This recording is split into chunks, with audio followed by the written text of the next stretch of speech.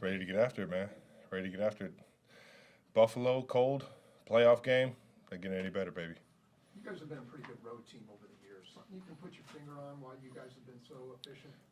I think from the top down, Coach Reid does a great job of challenging everybody in the building. You know, it's not easy to go anywhere and get a win in the NFL, let alone in the playoffs. And with that being said, you know, it's a challenge that has to be met during the week, and Coach Reid does a great job of kind of getting everything organized in that regard. How does he do that? Like, how does he challenge you guys? Starts with team meetings, setting the tempo and how we're going to attack them, and just the mind frame and just the mindset that we got to have throughout the week to get some good work in.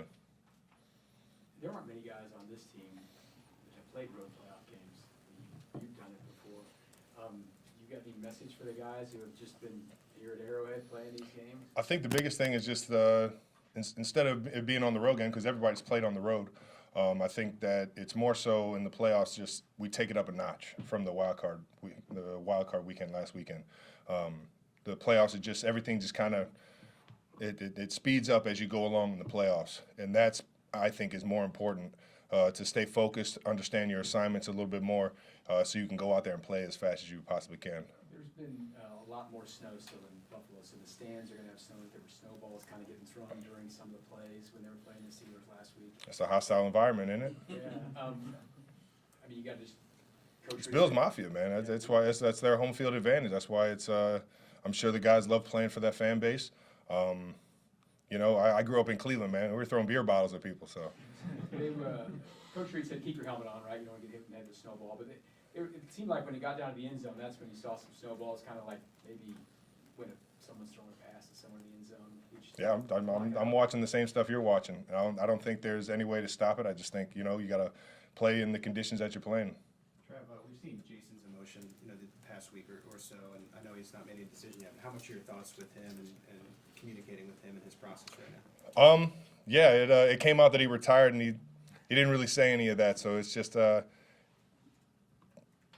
end of that game. I think everybody kind of felt for him, knowing that he has been thinking about it a lot over the past couple of years. The documentary shows that you don't need to go around and ask anybody. So it's I don't know. It's just it's been cool to see everybody appreciate who he's been over the years this past week. But I think the big guy's still got some football left if he wants it. Travis, what impressed you most about Rashid's first ever playoff performance last week? I mean, obviously, I was proud of him. I think he's come a long way, and I think he's still ascending as a player in this offense. And you know, it's just been fun to see him rise to the occasion, and really just catapult us in a lot of ways, both in the pass game and run game. And it's just been awesome to see him accept the challenges every single week of.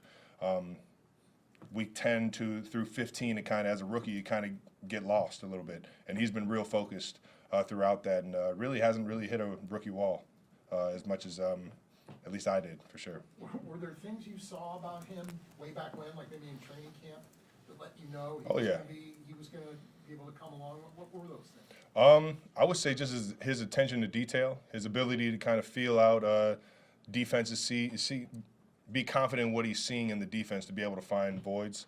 I think he's been pretty spot on with that, and open to learning more about that kind of stuff. And obviously, when you're open to learning about stuff in this building, you're going to figure it out. You say, what kind of things does he come to you with? He's come to you with questions and for advice from time to time? I think nonstop. I just kind of developed a relationship with everybody on the team to talk through what we're going through out there on the field. Knowing that I've been in Coach Reid's offense for forever, I kind of understand how he wants it ran, how Pat likes some things ran, and then on top of that, just feeling comfortable in what you're seeing and kind of the rules and the leverages that the defense has. Sometimes you just need a little reassurance. He's talked about that as far as, you know, the options on routes and learning that and everything, and he's starting to kind of get a feel for it. How long did it take you to get a feel for, you know, how your freelancing abilities? It took me about, I'd probably say 5 to 6 years to feel comfortable. Coach Reid trusts me with some of the stuff I was doing, but it all happens in practice first, and you either get told don't ever do it again, or that wasn't bad. You know, it's either one or the other, and then you just kind of learn as you go. And with that being said, the offense is at this point a lot more of a feel than it was when we first started. And I mean, that's only helped out Pat a tremendous amount. Well, the last two, Sam and then Nate. Go Sam. Travis, you made the decision to sit out in week 18. Did you notice the effects of that benefit last week? I noticed throughout the week I got to get a lot of good work in. You know, sometimes after a big game, you just take a few hits. Body just doesn't get back to tip-top shape until towards the end of the week and you get to play again. That week I got to get some really good reps in early on, and I think that kind of helped me out even this week coming into this game. Nate. Travis, you've been through it before, but when you face a team in a rematch sort of opportunity in the postseason, what of those experiences have you sort of learned about what you can do in a rematch versus obviously what the team just presents to you the first time? Yeah, you got to play fast. That's the biggest thing. You got to play fast. You got to challenge the rules. They've seen things. They're going to be accustomed to a few things, especially with how many times we've played them, let alone in the playoffs, just as many times we played them over the past 4 or 5 years.